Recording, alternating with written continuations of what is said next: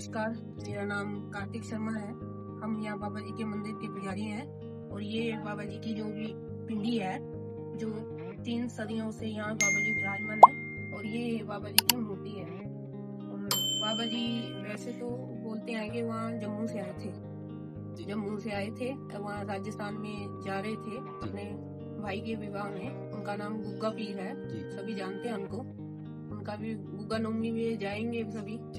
हाँ, तो वहाँ गए थे, तो वहाँ बारात में वहाँ बोला गया था लड़कियों की तरफ से कि कोई भी काले रंग का कोई ना आए। तो फिर बाबा जी थोड़े काले रंग के थे, तो इसलिए बाबा जी वहीं बैठ गए घर में ही अपने भाई के, और फिर नहीं गए, बाद में गए थे। बाद में इसलिए गए थे क्योंकि वहाँ बंगाल में जानी थी बारात उनके भाई की, और वहाँ नागों ने और पकड़ ली थी, बांध ली थी बारात सभी को, क्योंकि बाबा जी के पास शक्ति थी, अग्नि अस्त्र थे और भी कई अस्त्र थे, इनके पास ही शक्ति थी ज्यादा।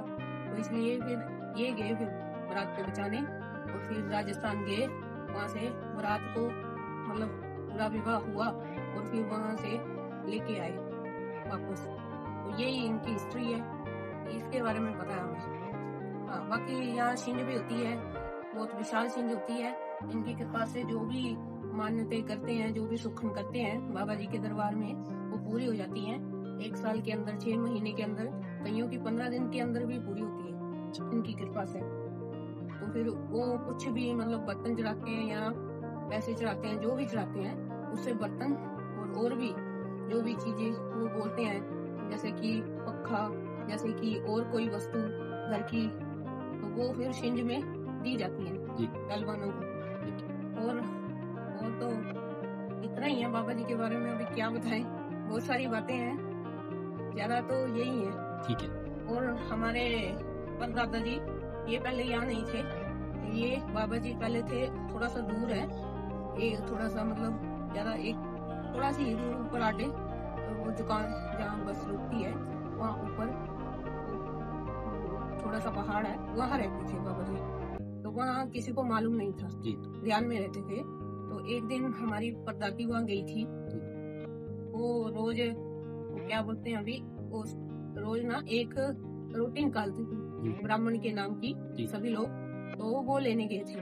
तो बाबा जी वहाँ साथ में आ गए थे उनके साथ में, और यहीं बैठे थे। तो यहीं परदादी ने उनको पूछा कि आप खाना खाओगे या कुछ खाओगे? तो फिर उन्होंने बोला हाँ खाएंगे। तो बालक रूप में ही थे, साधु रूप में। तो उनको खिलाई, और पानी लाना भूल गए थे दादी। तो दादी यहाँ पास में एक खूह है, वहाँ गए थे पानी लाने। तो जब तक गए तब तक वो इसी रूप में आ गए थे। तो इसलिए फिर उसके बाद उन्होंने सेवा की, फिर परदादा ने सेवा की हमारे, फिर उसके बाद दादा ने सेवा की, पापा ने की, मेरे ताया जी ने की।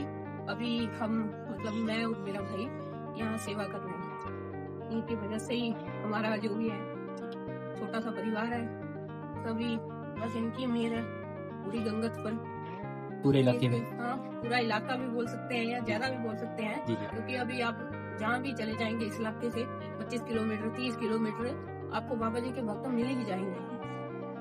दूर दूर तक भी गए हैं बाबा जी के भक्त, जैसे दिल्ली में भी रहते हैं या कहीं और भी रहते हैं, वो भी सिंध में आते हैं, कुछ ना कुछ चलाते हैं अपनी खुशी के अनुसार, या जो भी उनकी मर्जी हो या जो इनकी मर्जी हो उसका भंडारा भी कराते हैं। हर किस्म का भंडारा लगता है सिंध में, जैसे कि कोई आइसक्रीम चलाता है, आइसक्रीम बांटता है, कोई और कुछ बांटता है। तो ऐसे इनकी कृपा से अभी चल रहा है सब कुछ।